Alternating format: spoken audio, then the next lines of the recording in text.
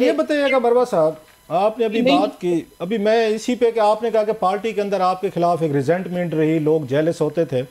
माजी में मुझे याद आ रहा है कि इमरान खान साहब आपसे नाराज़ हो गए थे, आपको शायद शोकाज भी दे दिया गया था, पार्टी से भी निकाल दिया गया था। फिर खान साहब ने आपको 1-2 महीने बाद बुलाया जब उन्हें लगा कि जनाब उनके बगैर काम नहीं चलता, हमारे बाकी तो लोग बाहर ही नहीं निकलते, ना निकाल सकते हैं। तो आपकी मुलाकात हुई थी, तो आपने जेल से बाहर आके कहा था कि जी मैंने खान साहब को आगे हाथ आगे किया, तो खान साहब ने, तो उन्होंने मेरा हाथ पकड़ के मुझे गले लगा लिया। तो बाद में अलीमा खान साहबा ने इसकी तरदीद की थी, उन्होंने कहा जनाब के मरवा साहब को ऐसा नहीं कहना चाहिए, इमरान खान साहब ने उनको गले नहीं लगाया था। सो इतनी भी छोटी छोटी डिटेल्स पे आपके मतलब उन्हें तरदीद करनी पड़ती थी। अगर गले लगाया या ना लगाया तो अलीमा खान साहबा को शायद अगर वो इस पर खामोश रहती तो भी वो गुजारा हो सकता था। सो आपके खिलाफ तो पहले से मतलब उनकी बहन हो, उनकी बुशरा साहबा भी आपके साथ, उनके साथ भी मैच आपका पड़ा था, शाउटिंग मैच हुआ था, कुछ ज़रा ये भी बताते हैं। सो आप तो पहले दिन से जो खान साहब के बड़े करीबी लोग हैं, बुशरा साहबा हूँ, अलीमा खान साहबा हूँ, वो तो आपको पसंद नहीं करते थे। मेरा ख्याल है आपकी बात ये दुरुस्त है। अच्छा, आपकी बात दुरुस्त है, मुझे पसंद नहीं करते थे और इसकी एक वजह है। वजह ये है कि मेरे मिजाज में और मेरे रगों में खान साहब के साथ वफादारी निभानी है। मैं खान साहब को कायद मानता हूँ। उनके अहले खाना, उनकी बीवी या बहनें जो हैं, ना उनके आगे पीछे कभी फिरा हूँ, ना मैं कोई गलत या तलख बात बर्दाश्त करता हूँ, चाहे कोई भी क्यों न हो। अलीमा खानम ने जब ये बात की थी वो गैर जरूरी बात थी, उनको न सवाल हुआ था और ये बात भी उनकी झूठ पर मबनी थी। उन्होंने जो बात की थी वो बेसिकली अपना बुग़्ज़ का इज़हार कर दिया था उन्होंने, वरना खान साहब से जो मेरी मुलाकात हुई थी और इस बुग़्ज़ के पीछे क्या वजूहात हैं ये अभी मुनासिब नहीं है। खान साहब की बहन है, उस वक्त भी मेरा मन में आया था कि उनको जवाब दे दूं कि ये बात आपने क्यों की, लेकिन खान साहब की बहन होने की वजह से मैंने बदरजा मौकों पर अलीमा खानम का बहुत एहतराम किया, लिहाज किया। लेकिन एक दिन मैंने खान साहब को शिकायत भी कर दी थी।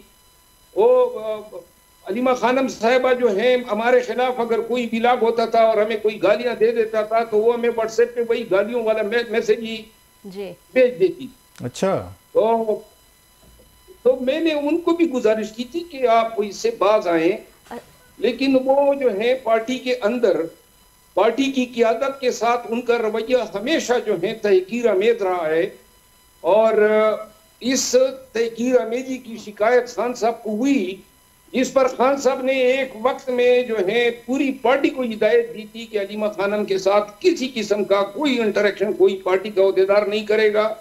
हत्ता कि उन्होंने ये भी कहा कि इनको आप लोग फोन पे ब्लॉक कर दें। अच्छा, ब्लॉक करने का कहा?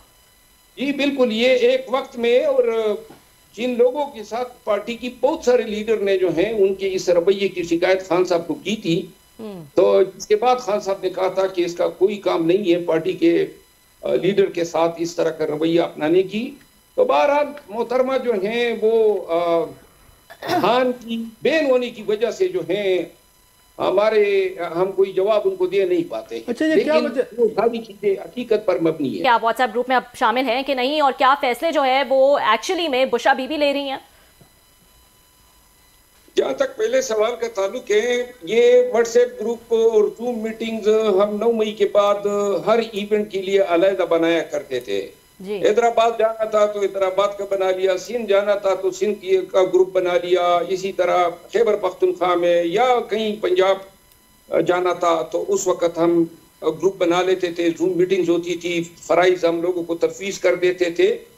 इसके बाद जब इलेक्शन हो गए तो फिर तो हजारों ग्रुप बन गए और लीगल ग्रुप बन गया, कोर कमेटी का, फिर सब कमेटियां, फिर पॉलिटिकल कमेटी, तो वो और हर एक ने जो है ये ग्रुपों में और इसमें कोई फायदेमंद गुफ्तगू नहीं होती थी। अमूमन जो है बातें लड़ाई पे खत्म होती थी, गैर संजीदा लोग होते थे, काम नहीं कर सकते थे और यूं मैंने खुद जो है तकरीबन 95% ग्रुप खुद ही छोड़ दिए थे। सर कि खान साहब के दो जो करीबी लोग हैं, अलीमा खान साहबा बहन है उनकी, बुशरा साहबा उनकी बेगम साहबा हैं, कल भी उन्होंने झाड़ा है। मैं फैसल चौधरी साहब को सुन रहा था तो उन्होंने वही लफ्ज़ यूज़ के लताड़ के, मेरा ख्याल शायद नदीम मलिक साहब ने, कि कल भी उन्होंने लताड़ के रख दिया है। बुशरा साहबा ने खान साहब की मौजूदगी में उन्होंने बड़े बड़े सलमान अकरम राजा साहब थे, गौहर साहब थे, और भी 2-4 नाम लिए उन्होंने, वो खुद फैसल चौधरी साहब भी थे। इससे पहले हमने देखा बुशरा साहबा ने वहाँ पेशावर में भी उन्होंने, जब यहाँ से जलसा जुलूस और नाकाम हुआ था इस्लामाबाद वाला,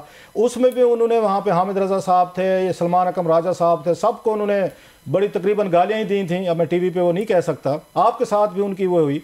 क्या वजह है कि खान साहब की जो दो करीबी फीमेल्स हैं, उनकी फैमिली की हैं, उनका रवैया पार्टी के साथ, पार्टी लीडरान के साथ वर्कर छोड़ दें, इतना मतलब है उसमें क्यों तलख क्यों है, तौहीन अमेज़ क्यों है? वाई डू दे मतलब ट्रीट देम विद ये कंटेम्प्ट? उन्हें कोई शक है, शकूक हैं कि ये हमारे लॉयल नहीं है या हमारे कोई नौकर हैं ये सारे लोग, लिहाजा इनके साथ यही ट्रीटमेंट करना है, यही डील करनी है?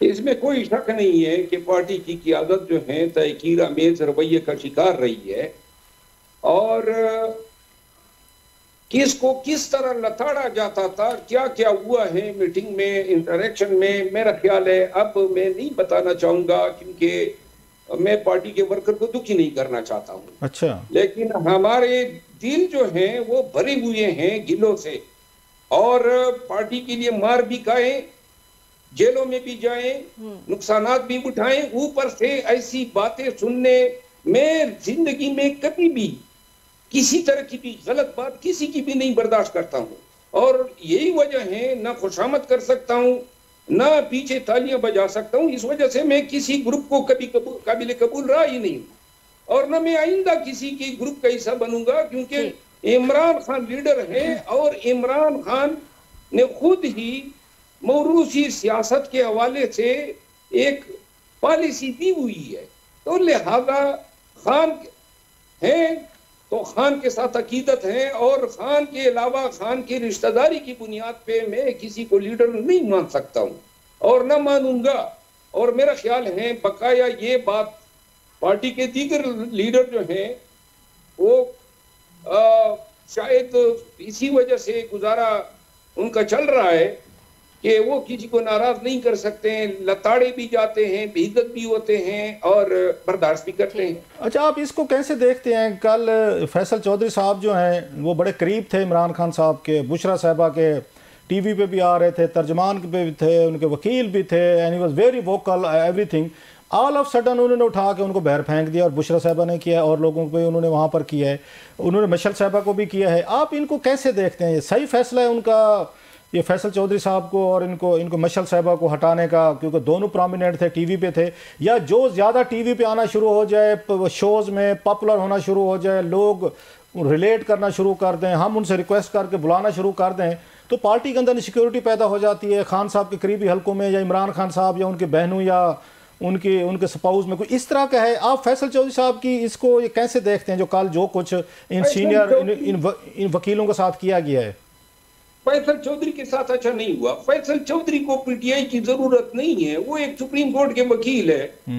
फैसल चौधरी की जरूरत है पीटीआई की, वो बड़ा मतलब मंजे हुए वकील हैं। ये उसको नॉन प्रोफेशनल कहना या उसको ये कहना, गर्चे वो मेरे हवाले से मीडिया में कोई सही जबान नहीं इस्तेमाल कर रहा है, लेकिन बतौर वकील मैंने उनको देखा है, और वो वॉलंटियर हैं।